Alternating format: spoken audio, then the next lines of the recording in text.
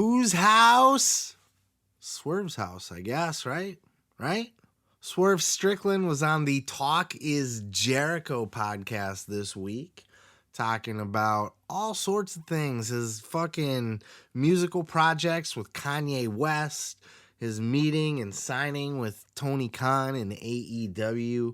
But it was his conversations with Chris about his time in the WWE that were of specific interest to me and of this show. And specifically, Swerve's interactions with Triple H and how Triple H maybe didn't quite see Swerve as one of his guys. Check out this clip.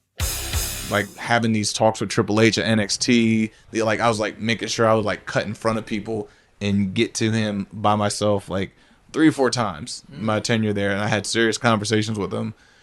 What kind of things did you guys talk about? Because he was a huge mentor for all you guys there in NXT, correct? For me, it wasn't Triple H as much. Like Triple H felt like a boss to me. Gotcha. Like, and there's no slight to him or nothing like that. It's just like he was the boss, though. He was the boss, and I treated him like a boss, and he treated me like an employee. And he enjoyed my work and what I contributed to the show and my talents and stuff. But it wasn't. I didn't have the warm, fuzzy conversations like a Ciampa would have with them. Gotcha. Like a Cole would have with them. Okay. Like with a Finn. I'm like, I want to be one of your guys. I always looked him in the eye and said that to him. He's like, you are one of my guys. What are you talking about? I'm like, no. And like, I know when you're committed to somebody and when you're like hesitant. Why are you hesitant with me? I always asked him that straight up. I was like, don't hesitate with me because I'm going to make you look stupid at the end when you hesitate. And now everybody's going to be like, where was this guy the whole time? I don't know what it could be necessarily. Maybe their personalities just didn't get along too well. Maybe there's just something that rubbed Triple H the wrong way. I don't know. I don't know what it could be because by all accounts, Swerve had a lot of success in his short time. You know, he had the North American Championship. Hit Row was popular. They were called up to SmackDown at one point. I don't know why it all came to an end there. Is what it is, I guess. But I'm growing a fan of Swerve. I wouldn't say like I'm on the Swerve bandwagon necessarily, but the dude impresses me a lot. And just in this interview with Chris in general, just hearing him talk, he's smart. He's got drive. He's got passion. He's got a plan. He's involved in lots of different things. You know, like he's hanging out with fucking like at what, the Grammys or some shit like that. He's friends with people that are in Kanye West's crew, which, you know, I don't know how y'all would feel about that nowadays. But regardless, he's a big star in the music business. So I think Swerve's going places. You know, he said it on the interview, you know, like he sees his name up there with Sting and Punk and Bryan. He sees that he can hang with those guys. We shall see. I don't know that he can, but he talks a big game. And so far, everything that I've seen from him backs it up.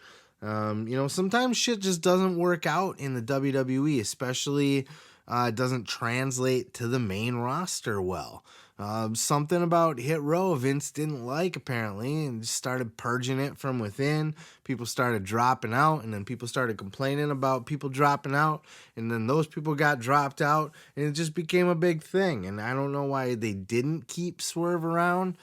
Just maybe one of those things where Nick Khan's tightening up the budget, and because we're already getting rid of people in Hit Row, and it's a new faction, and we didn't really put a lot of time and investment in it, let's just cut our losses with that and send it elsewhere. But I do think they dropped the ball with Swerve as a talent on there. I think he's going to, over the next 5 years, stand out as a top talent. You're going to see him move up to being a TNT championship level talent and possibly break into a main event level. I don't know that I'm willing to go that far yet, but I do see him as a TNT champion level for sure at this point. Time will tell. We'll certainly see. And as for Triple H and him, it's a little weird because you hear Triple H takes all of his NXT kids under his wing, he's very proud of all of his NXT talent and he's very supportive of all of them. And it just sounds like there was a bit of a cold shoulder there with Swerve for some reason. And Swerve said he was more identified with Shawn. Him and Shawn clicked really well. And he went to Shawn for a lot of things in Regal, but not so much Triple H. And I wonder what was there. Maybe we'll never know. Maybe it was nothing really. Maybe he just, maybe, and Swerve's pretty cocky. Maybe there's a humbleness that they were, but, in professional wrestling, you need cocky guys like that. You need people to be confident in themselves. You need people to have that swagger where they're like, I'm the shit and I'm going to come in here and I'm going to be the top dog in this bitch. You don't need to check all those people all the time. You don't need to give them the cold shoulder or bury them or hold them down or teach them a lesson. Encourage that. They think they're going to go out there. I mean, we talked about how he was hanging with Kanye West's crew and shit like that. Kanye is a perfect example of that on the music industry level. When he's finally given a chance by Jay-Z, he fucking pops off and becomes a megastar. So, and he walked in there with swagger and ego, and that was probably part of it. He already thought he was king shit before he was king shit. But you need that in entertainment. You need that to a certain extent. It can become a problem where you start being a complete douchebag and difficult to work with, and everybody hates you.